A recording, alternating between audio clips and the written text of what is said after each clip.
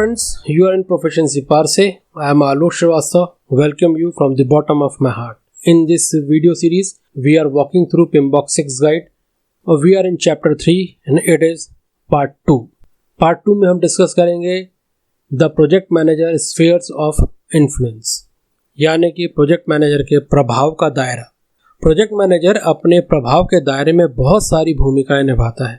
यह project manager के capacity को रिफ्लेक्ट करती हैं और प्रोजेक्ट मैनेजमेंट के प्रोफेशन के वैल्यूज़ और कंट्रीब्यूशन का रिप्रेजेंटेशन भी करती हैं।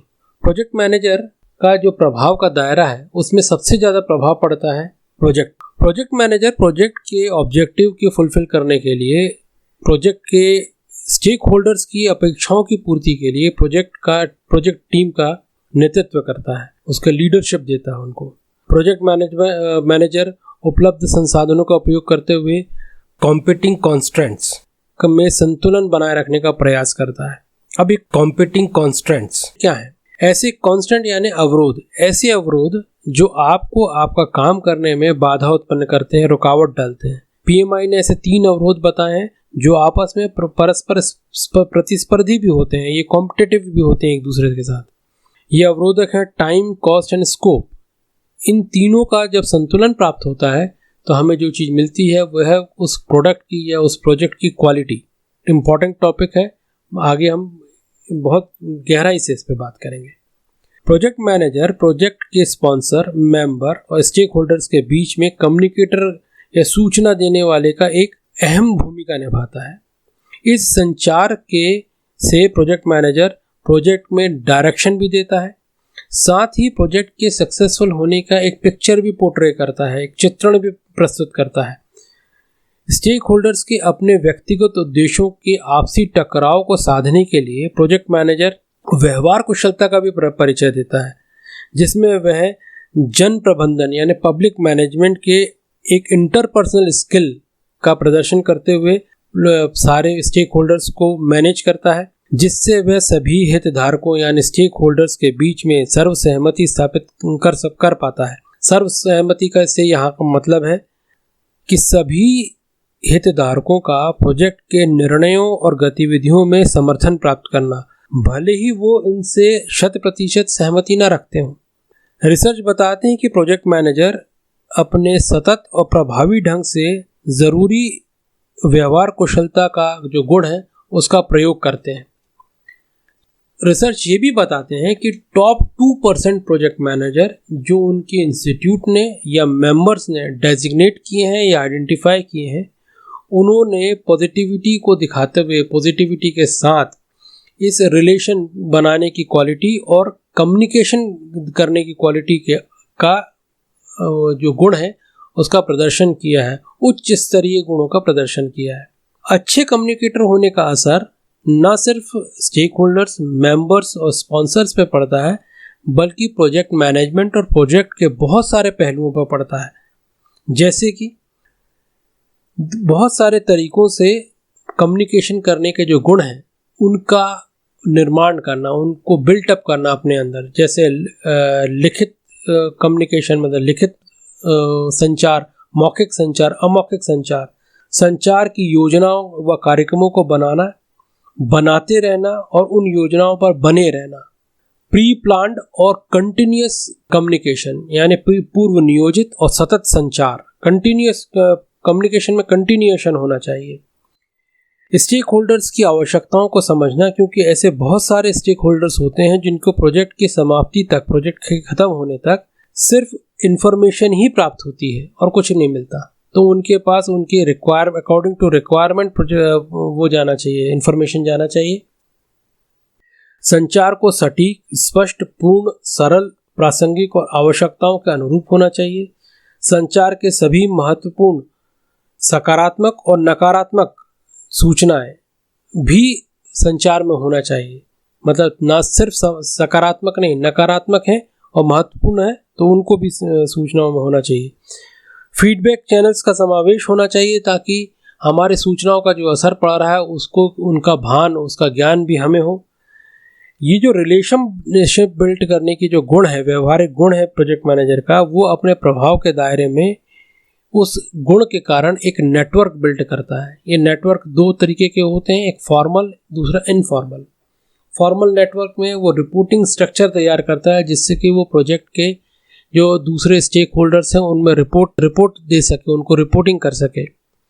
दूसरा होता है इनफॉर्मल।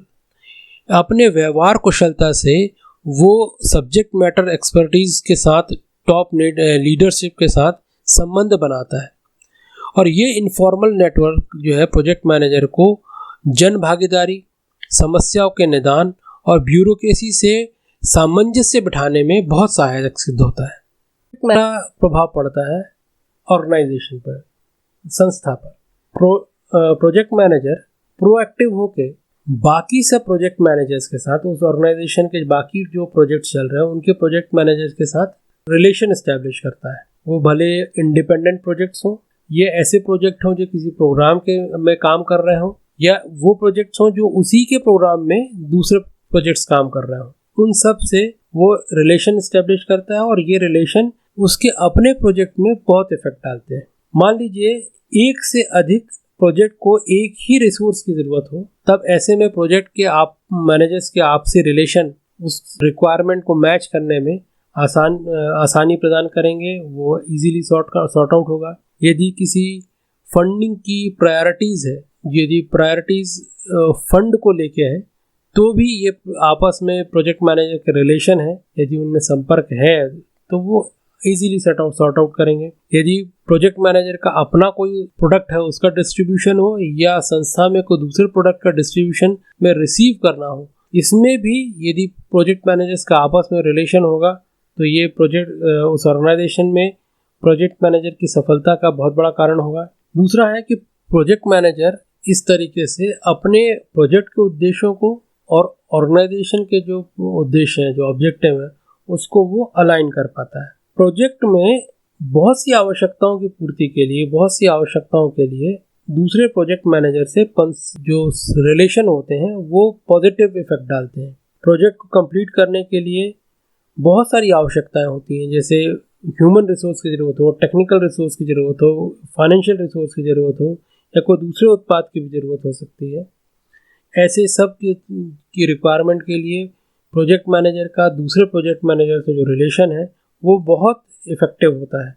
प्रोजेक्ट मैनेजर दूसरे प्रोजेक्ट मैनेजर के साथ रिलेशन इस्टेब्लिश करने के रास्ते तलाश करता रहता है, किस तरीके से वो दूसरे प्रोजेक्ट मैनेजर के साथ रिलेशन इस्टेब्लिश कर सके, और ये रिलेशन उसको प्रोजेक्ट के एंड में, उसको प्रोजेक्ट को कंप्लीट करने में और प्रोजेक्ट को स्मूथली चलाने में बहुत सहायक सिद्ध होते हैं। इसके अलावा प्रोजेक्ट मैनेजर अपने संस्था, अपने ऑर्गेनाइजेशन के अंदर जो इंटरनल पॉलिटिक्स होती है और जो स्ट्रैटेजिक इश्यूज रहते हैं, जो प्रोजेक्ट की क्वालिटी और प्रोजेक्ट के एग्जिस्टेंस, उसके अस्तित्व पर भी प्रभाव डाल सकते हैं, उनको साधने के लिए प्रोजेक्ट मैनेजर प्रोजेक्ट के स्पॉन्सर के साथ भी व्यवहारिक संबंध बनाता है। प्रोजेक्ट मैनेजर अपने टैसिट और एक्सप्लिसिट दोनों प्रकार के नॉलेज का ट्रांसफ़र करता है, और संस्था में ये प्रोजेक्ट मैनेजमेंट की कॉम्पिटेंसी और कैपेसिटी को बढ़ाता है।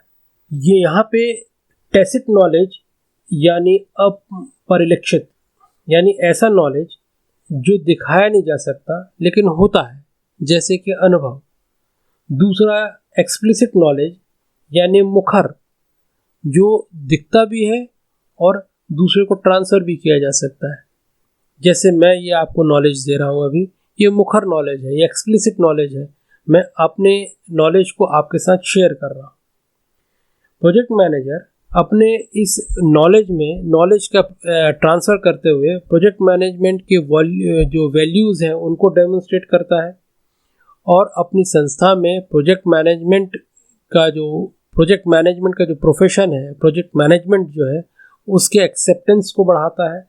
और प्रोजेक्ट मैनेजमेंट उसके ऑर्गेनाइजेशन में पीएमओ है तो पीएमओ के प्रभाव को बढ़ाता है, उसकी एफिकेसी को बढ़ाता है। संस्था के संरचना के प्रकार, मतलब स्ट्रक्चर टाइप पर यह निर्भर करता है कि प्रोजेक्ट मैनेजर किस के संपर्क में रहेगा। वो फंक्शनल मैनेजर भी हो सकता है, वो पीएमओ भी हो सकता है, जिसमें उसी की तरह के दूसरे प्रोजेक्ट मैनेजर भी पीएमओ को रिपोर्ट करते हो, या वो प्रोग्राम मैनेजर हो सकता है, पोर्टफोलियो मैनेजर भी हो सकता है। इसके अलावा project manager subject matter expertise और बिजनेस एनालिस्ट के भी संपर्क में हो सकता है। यह भी हो सकता है कि प्रोजेक्ट मैनेजर एक एक्सटर्नल कंसल्टेंट जैसे टेम्परेरी मैनेजमेंट की भूमिका में भी हो। अगला प्रभाव का दायरा है the industry. Project manager industry के ट्रेंड पे गहरी नज़र रखता है। वो अपने आप को अपडेटेड रखता है। ये देखता है कि उसके जो नए ट्रेंड है इंडस्ट्री के, वो अपने प्रोजेक्ट पे क्या इफेक्ट डाल सकते हैं और उनके इफेक्ट की जानकारियाँ इकट्ठा करता है। ये इफेक्ट हो सकते हैं, ये इन्फ्लुएंसेस हो सकते हैं प्रोडक्ट एंड टेक्नोलॉजी का development, new and changing market niche यानी मार्केट की नई बदलती दिशा, स्टैंडर्ड्स यानी मानक यदि बदल रहे हैं या मानक क्या है, टेक्निकल सपोर्ट टूल्स क्या हैं, इकोनॉमिक फोर्स ऐसी वित्तीय ताकत या इकोनॉमिक फोर्स जो उसके प्रोजेक्ट पे इमीडिएट इफेक्ट डाल सकती है, उस पर नज़र रखता है। और प्रोजेक्ट मैनेजमेंट का जो डिसिप्लिन है उस पर यदि कोई प्रभाव पड़ सकता है तो उस पर भी प्रोजेक्ट मैनेजर ध्यान रखता है। और प्रोसेस इम्प्रूवमेंट और सस्टेनेबल स्ट्रेटजीज यानी दीर्घकालिक नीतियाँ बनाने में भी प्रोजेक्ट मैनेजर सहायक होता है। अगला है दोस्तों प्रोफेशनल डिसिप्लिन। नॉलेज ट्रांसफ़र और इंटीग्रेशन प्रोजेक्ट मैनेजर के लिए बहुत इम्पॉर्टेंट है। प्रोजेक्ट मैनेजमेंट का जो प्रोफेशन है ये ऑनगोइंग है, ये लगातार होता रहता है। भले वो प्रोजेक्ट मैनेजमेंट प्रोफेशन के अंदर हो या वो एरियाज़ हो, वो डिसिप्लिन्स हो जहाँ पे प्रोजेक्ट मैनेजर एक सब्जेक्ट मैटर एक्सपर्टीज़ जैसा ट्रीट किया जाता हो या वो अपने को आपको सब्जेक्ट मैटर एक्सपर्टीज़ जैसा मेंटेन करता हो। ये नॉलेज और ट्रांसफ़र इंटीग्रेशन हो सकते हैं। Contribution of knowledge and expertise to other within the profession at the local level, national level और ग्लोबल लेवल। मतलब प्रोजेक्ट मैनेजर प्रोफेशन जो है उसके अंदर आप नॉलेज का ट्रांसफ़र कर सकते हैं लोकल लेवल पे, नेशनल लेवल पे या ग्लोबल लेवल पे भी। Participation in training, continuing education and development. Participation in training मतलब ट्रेनिंग में पार्टिसिपेट करना है, लगातार अपने आप को एजुकेट करना है और डेवलप करना है इन प्रोजेक्ट मैनेजर प्रोफेशन, इन रिलेटेड प्रोफेशन, इन अदर प्रोफेशन। इसके बाद अगला टॉपिक है अक्रॉस डिसिप्लिन। प्रोजेक्ट मैनेजर अन्य व्यवसायों में प्रोजेक्ट मैनेजमेंट के मूल्यों को बता सकता है, शिक्षित कर सकता है। प्रोजेक्ट मैनेजमेंट के लाभ को अन्य व्यवसायों को अवगत करा सकता है। एक राजदूत की तरह प्रोजेक्ट मैनेजमेंट से समयबद्धता, गुणवत्ता, संसाधनों का प्रबंधन जैसी चीज़ों से वो परिचित करा सकता है। ये यहाँ पे हमारा पार्ट 2 ख़त्म हुआ दोस्तों। हमने project managers sphere of influence को देखा, प्रभाव के दायरों को समझा, कहाँ कहाँ कैसे कैसे प्रभाव पड़ता है, प्रोजेक्ट में कैसे पड़ता है, ऑर्गेनाइजेशन में कैसे पड़ता है, इंडस्ट्री में कैसे पड़ता है। अगला विषय है, अगला टॉपिक होगा हमारा अगले वीडियो के लिए प्रोजेक्ट मैनेजर कॉम्पिटेंसीज। बहुत इम्पॉर्टेंट टॉपिक है। तो मिलते हैं अगले वीडियो में। धन्यवाद।